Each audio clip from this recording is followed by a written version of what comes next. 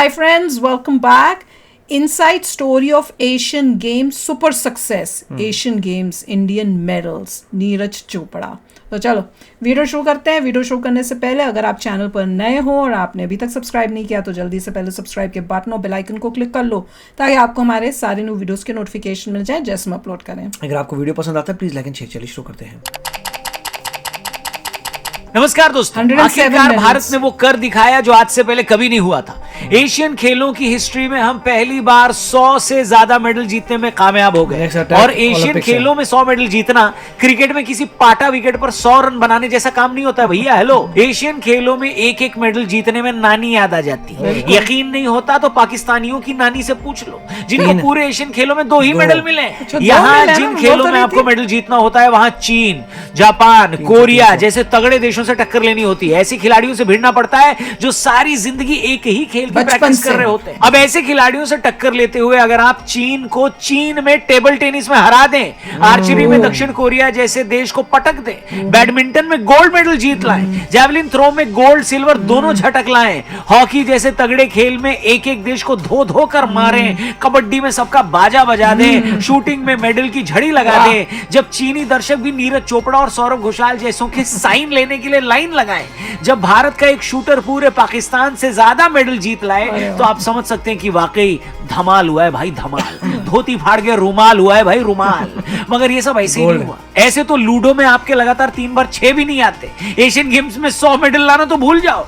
तो कैसे हुआ ये कमाल? जो भारतीय खिलाड़ी कुछ साल पहले तक 50-60 मेडल से आगे नहीं बढ़ पाते थे वो सिर्फ 4-5 सालों में 107 मेडल को कैसे पार कर गए. तो कैसे भारत ने वो कर दिखाया जो एशियन खेलों के 70 सालों के इतिहास में नहीं हुआ. कई कमेंट में बोलते हैं हर चीज में मोदी जी बात करते हैं, इसलिए कहीं पर जाइएगा, वीडियो पूरी देखिएगा और पसंद आए तो इसे अपने दोस्तों से भी जरूर शेयर करिएगा. ठीक है.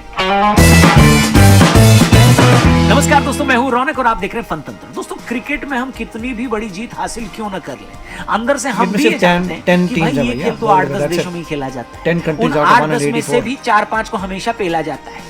ऐसे खेल में अगर हम कुछ बड़ा कर भी लें तो भी दुनिया में धाक नहीं जमती. हम वर्ल्ड कप जीत कर भी खुद को वर्ल्ड चैंपियन कहने में नई बहू की तरह थोड़ा शर्माते हैं, थोड़ा सा कुचाते हैं. हमारे कलेजे के अंदर हमको कहीं ना कहीं पता होता है कि भैया वर्ल्ड चैंपियन हम खुद को कह तो रहे हैं मगर इस वर्ल्ड में क्रिकेट खेलते कितने लोग. इसलिए क्रिकेट में मिली जीत की एक्साइटमेंट को हम अपने कलेजे में ही दफन कर लेते हैं. ओलंपिक्स में जब कोई नीरज चोपड़ा ओलंपिक में गोल्ड जीतता है, फिर वर्ल्ड चैंपियन बनता है, फिर एशियन चैंपियन बनता है, जब कोई पीवी सिंधु 2 ओलंपिक मेडल जीतती है तो हम क्या, पूरी दुनिया जान जाती है कि इंडिया के खिलाड़ियों ने कुछ किया है. ओलंपिक में आया एक मेडल क्रिकेट में मिलने वाली 1,500 फालतू की बायलैटरल सीरीज की जीत से भी बड़ा लगता है. इसलिए आज जब हमारा भारत देश एशियन गेम्स जैसे बड़े इवेंट में 1, 2 या 10, 20 नहीं पूरे 107 मेडल जीत कर लाया है तो खुशी और जानवी कलेजा फाड़ फाड़ कर बाहर आ रही. 2018 के जकार्ता एशियन गेम्स में हमने 70 मेडल जीते थे लेकिन सिर्फ 4-5 साल बाद हमने अपने मेडल को 150% बढ़ाया. एशियन गेम्स की हिस्ट्री में न तो भारत ने कभी इतने गोल्ड जीते और न ही कभी टोटल इतने मेडल आए. और 60s के बाद पहली बार भारत ओवरऑल मेडल टैली में 4थे नंबर पर आया है. चाहूं तो मैं सीधा मेन मुद्दे पर आ सकता हूं कि हमारे खेलों का जो रिवाइवल हुआ है उसके पीछे की प्लानिंग क्या है. मगर मैं चाहता हूं उससे पहले आप ये जरूर जान लें कि इस बार एशियन गेम्स की हमारे लिए हाईलाइट क्या रही, क्यों इन गेम्स को हम इंडियन हिस्ट्री का सबसे सक्सेसफुल स्पोर्टिंग इवेंट बता रहे हैं और कौन कौन से हमारे खिलाड़ी ऐसे हैं जिनका नाम भारत ही नहीं अब पूरी दुनिया जान चुकी. मगर इससे पहले कि मैं उस बारे में अपना ओपिनियन दूं, आपको बता दूं कि अगर आप भी सिर्फ ओपिनियन देकर, नमस्ते मैं बउआ बोल रहा हूँ, कहाँ से एंट्री मारी बउआ तूने, वहीं से जहां से तुमने छोड़ा था. Sorry continue. मैं कह रहा था अगर आप भी अपना ओपिनियन देकर पैसे जीतना चाहते हैं तो प्रोबो ऐप डाउनलोड करो. डिस्क्रिप्शन में लिंक दिया है जहाँ कई सारे टॉपिक्स हैं. यस या नो में उन सारे टॉपिक्स में आप अपना ओपिनियन दो, ढेर सारे पैसे कमाओ. जैसे आज वर्ल्ड कप में भारत का पहला मुकाबला है ऑस्ट्रेलिया से. क्या लगता है भारत ऑस्ट्रेलिया के खिलाफ जीतेगा? यस या नो? भाई मैंने तो यस पे क्लिक कर दिया बउआ भाई और क्वांटिटी बढ़ा के इन्वेस्ट भी किया तुमने. भैया मेरा भी यस है और भारत ही जीतेगा. ऐसे ही कई सारे टॉपिक्स हैं जिसपे आप ओपिनियन देकर पैसे जीत सकते हो. बस प्रोबो ऐप डाउनलोड करना है. 100 रुपए का वेलकम बोनस मिलेगा. डिस्क्रिप्शन में लिंक दिया है, जल्दी से डाउनलोड करो. कई सारे टॉपिक्स में यस या नो में ओपिनियन दो और पैसे छापो. जीतने के बाद आराम से उसको विड्रॉ भी कर सकते हो. क्या समझे? और मेरा कूपन कोड तो दिख ही रहा है, उसको यूज करना. ठीक है, अब आगे बढ़ते वीडियो पे आते वापस. बिल्कुल। और इससे पहले कि हम इंडियन स्पोर्ट्स के रिवाइवल के बारे में आपको डिटेल में बताएं, आपको एशियन गेम्स में मिले मेडल्स के बारे में थोड़ा डिटेल में बता देते हैं। तो हुआ ये कि इस बार हमने अपने 107 में से 52 मेडल तो सिर्फ शूटिंग और एथलेटिक्स जैसे खेलों से ही जीत लिए। एथलेटिक्स में हमने जैवलिन थ्रो से लेकर relay race, shot put, steeplechase और 5000 मीटर दौड़ में गोल्ड जीते। हॉकी में तो हमने एक एक टीम को ऐसे धोया जैसे दूसरी औरत के साथ पकड़े जाने पर बीवियां पति को धोती। उज्बेकिस्तान और सिंगापुर को छोड़कर हमने पाकिस्तान जैसी टीम को भी हॉकी में 10-2 से हरा डाला। पाकिस्तानियों की हालत ऐसी कर दी थी हमने कि वो आखिर में रहम की भीख मांग रहे थे, पर बाद में पाकिस्तानियों ने क्लियर किया कि नहीं, वो रहम की नहीं, सिर्फ भीख मांग रहे थे। वो नॉट इसके अलावा पिछली बार के चैंपियन जापान को हमने फाइनल में 5-1 से हराया। पूरे टूर्नामेंट में टीम इंडिया और बाकी टीमों में उतना ही गैप लगा जितना एक वक्त क्रिकेट में ऑस्ट्रेलिया और बाकी टीमों में लगता था। इसके अलावा क्रिकेट और कबड्डी दोनों में हमने गोल्ड जीता। पाकिस्तान की हालत तो ये थी कि क्रिकेट में मेडल जीतना तो दूर, वो अफगानिस्तान और बांग्लादेश से भी पिट गई। मुझे तो लगता है कि पाकिस्तान को जिम्बाब्वे वाली सॉरी जिम्बाब्वे नहीं, बाबर आजम वाली टीम को एशियन गेम्स में उनको भेज देना चाहिए था। कहीं तो कुछ उनके हाथ लगता, यहाँ तो कुछ मिलना नहीं है। कम से कम एशियन गेम्स में ही कुछ उनके पल्ले पड़ जाता।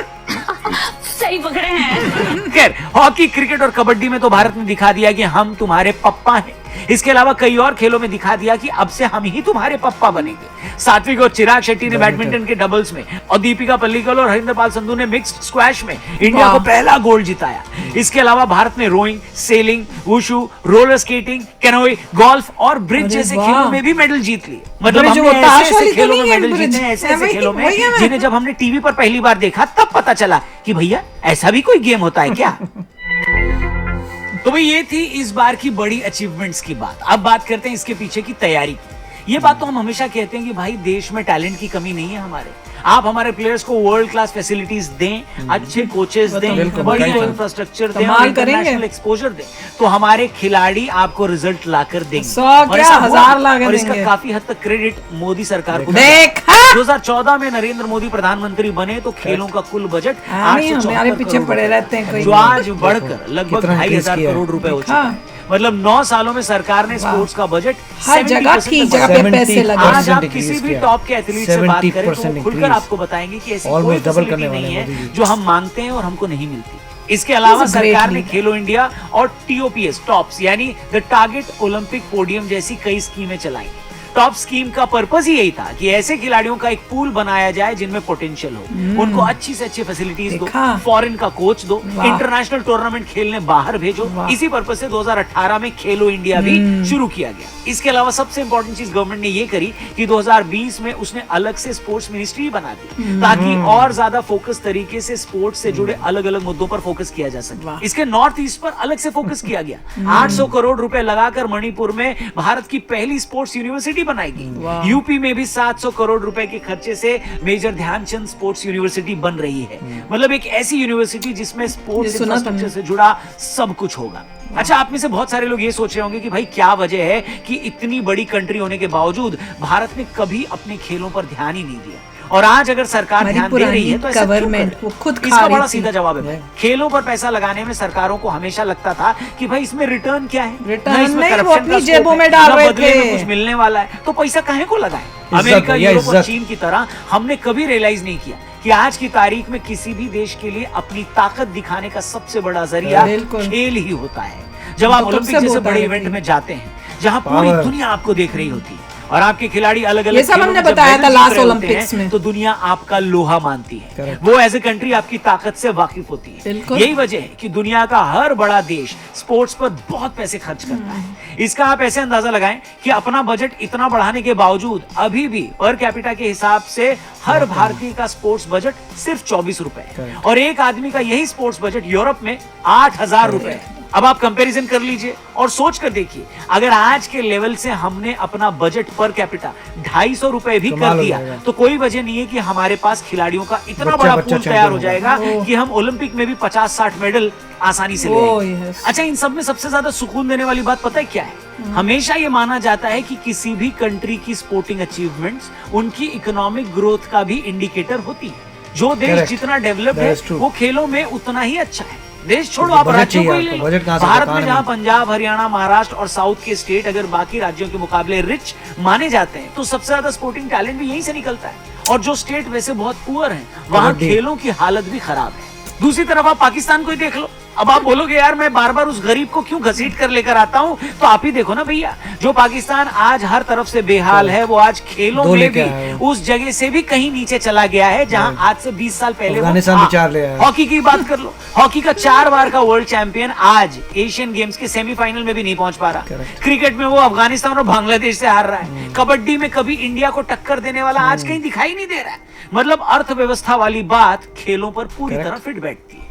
अब भारत के साथ हो ये रहा था ना कि कहने को तो हम दुनिया की सबसे तेजी से तरक्की करने वाली इकोनॉमी थे, मगर खेलों में हमारा परफॉर्मेंस हमारी हैसियत के आसपास भी नहीं था। हालांकि वो अभी भी नहीं आया है, मगर कम से कम हमने एक बड़ा जंप तो लिया है। जो भारत 1990 में एक गोल्ड मेडल जीतकर एशिया में भी टॉप 10 में नहीं आया था, आज वो 28 गोल्ड और 107 मेडल जीतकर टॉप 4 देशों में है। चीन से हम भले ही दूर हैं, मगर कोरिया और जापान को हम अगले 10 सालों में पीछे छोड़ सकते हैं। 5 साल और मैं बता नहीं सकता जब मैं ये बोल रहा हूं तो मुझे कितनी खुशी हो रही है। बाकी आपकी क्या राय है, आपको कैसा लगता है, कमेंट सेक्शन में जरूर बताइए। भैया बहुत खुशी होती है ऐसी वीडियोस देख के जिसमें लोगों को एक सूझबूझ दी जा रही है कि एक तो बताया कि क्रिकेट पे बहुत फोकस मत करो, जो बात बहुत पहले हमने भी बताई थी कि क्रिकेट ऐसी गेम नहीं है जिस पे आप इतना फोकस करो, उसकी जगह मेन फोकस होना चाहिए ओलंपिक्स। और यही जो ये बता रहे थे, क्योंकि आप कितने पावरफुल हो वो दिखता है ओलंपिक्स में, आपने कितने मेडल्स हुए, जितने आप मेडल्स कर रहे हो पूरे वर्ल्ड को नजर आता है कि वो ये तो ताकतवर देश जो भी देखते हैं मेडल टेल्यू सकता है इंडिया स्ट्रॉन्ग टीम। मतलब जो भी देखता है, जो कंट्री ऊपर जा रही है लोग बोलते हैं बहुत पावरफुल कंट्री है।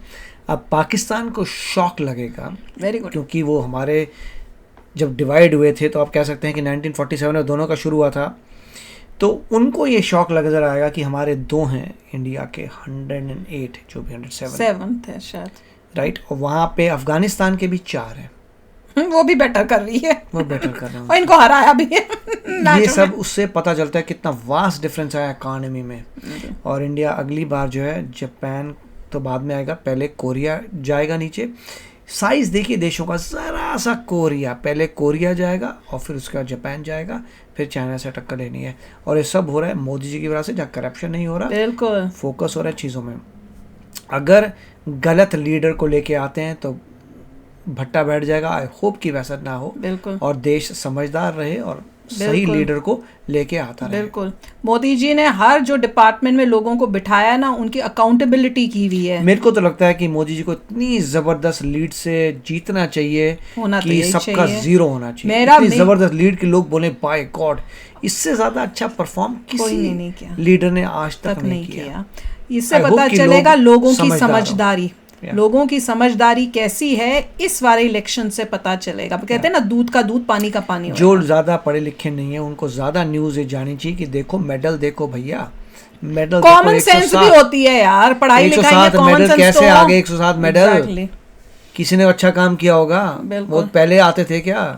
तो बहुत क्रिटिकल है। बहुत ही बेवकूफ लोग होंगे जो मोदी जी को नहीं देंगे भैया वोट। मैं तो बहुत ब्लंटली कहूंगी, किसी को बुरा लगे कोई भी हो, नॉर्मल उसे नजर आ रहा है कि अब इम्प्रूव हो रही चीजें तो उसी को देगा भाई, इम्प्रूव हो रही है। जिसको अपने देश से प्यार है वो तो मोदी जी को देगा। किसी को भी सोचना चाहिए कि क्या पहले से आज मेरा बेटर है 10 साल पहले से बेटर है, तो इसी को दे दो। हर चीज में इम्प्रूवमेंट दिख रही है, हर चीज में इतनी फास्ट ग्रोथ दिख रही है। तो चलो आप भी शेयर करना अपने थॉट्स। चलते हैं, मिलेंगे नेक्स्ट वीडियो में बहुत ही जल्द। Till then take care and bye bye. तो अगर आप मेरे इस चैनल पे नए हो तो जल्दी से सब्सक्राइब के बटन को हिट करो और बेल आइकन को क्लिक करो, ताकि आपको मेरा जब नया वीडियो मैं लगाऊं आपको उसके बारे में जल्दी से पता चल जाए।